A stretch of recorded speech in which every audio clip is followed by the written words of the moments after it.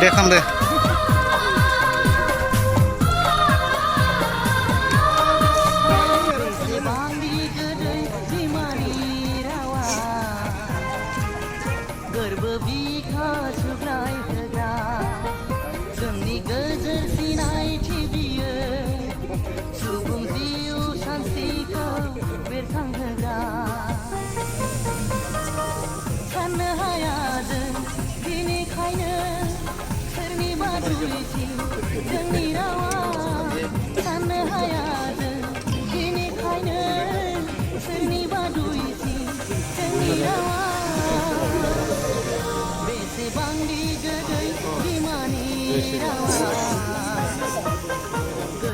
दावबायसा बर' नोंथां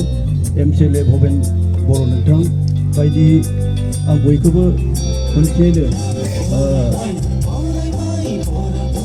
मान बावनो सानखाबाय साफ्रोमखौबो बुंखारिनानै मान बावबाय थायो बर' सानखौ आर'नाइखौ नाजावनो थाखाय गुरै खावलायबाय बिथांजों लोगोसेनो जोङो मान बावनो सानबावदों जोंनिनो नैबे पान्जाब पार्टी एबा आंखामायना पार्टी बुंथिगिरि सान सोरजिगिरि बिथांखौबो आर'नाइजों मान बावनो थाखाय खावलायबाय बर' थुनलाइ आफादनि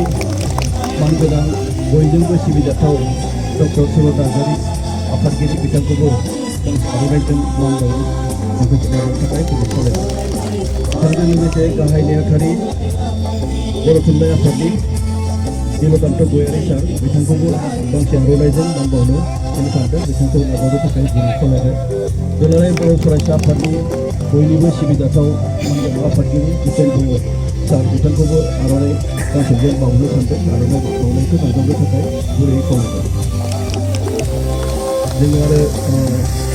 मान बावनो थाङो आरो गोबाव खालामनो सानाखै बेनिखायनो जोंनि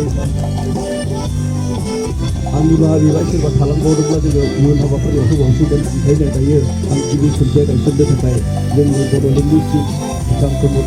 सारखौ बिथांजों जोंनि बायदि आफादनि आफादगिरि मौसम आफादगिरि आरो थुनलाइ आफादनि आफादगिरि एबसुनि आफादगिरि बिथांमोनखौ लोगो होफानो थाखाय जोङो खावलायबाय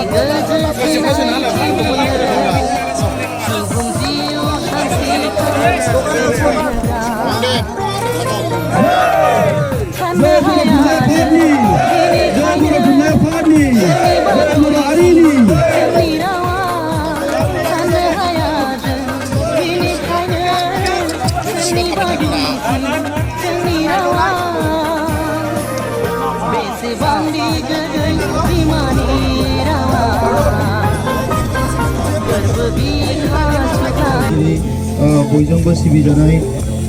सार डक्टर सुरत नार्जारि बानजाय आफादनि आफादगिरि जोंनि बयजोंबो मान होजानाय आसामनि स्पिकार लोगोसे जोंनि सासे दैदेनगिरि गागि दैदेनगिरि मानगोनां बिश्वजित दैमारि बे हाबाफारियाव बाहागो लानो हानाय दुलाराय बर' फरायसा आफादनि आफादगिरि दिपेन बर' बिथांजों लोगोसे नुजाफैनो हानाय गासैबो आलासि नोंथांमोन आरो बानजाय आफादनि बिबानगिरिफोर बर' थुनलाइ आफाद एबसु बर' हारिमु आफाद आरो गुबुन गुबुन आफादनि मानगोनां दैदेनगिरि नोंथांमोन दा बे समाव आङो बयनोबो आंनि गोसो गोरबोनि अननाय आरो सिबिनायखौ बावहरदों जोंनि बानजाय आफादनिसिम आङो आंनि गोसो गोरबोनिफ्राय मोनसे थुलुंगानाय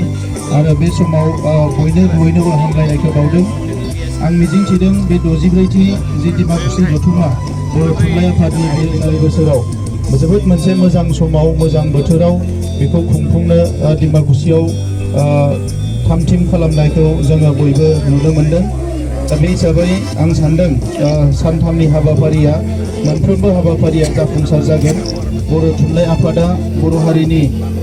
बयनिख्रुइबो जौसिन मोनसे आफाद, जों बेखौ पेरेन्ट अर्गेनाइजेसन होननानै बुङो। 1952 मायथाइनिफ्रायनो दासिम जोबोद गाज्रि थासारिब्लाबो बर' थुनलाइ आफादनि जथुम्माखौ बर' हारिया हारिनि बयनिख्रुइबो मोनसे गोनांसिन मोनसे हाबाफारि हिसाबै लाबोदों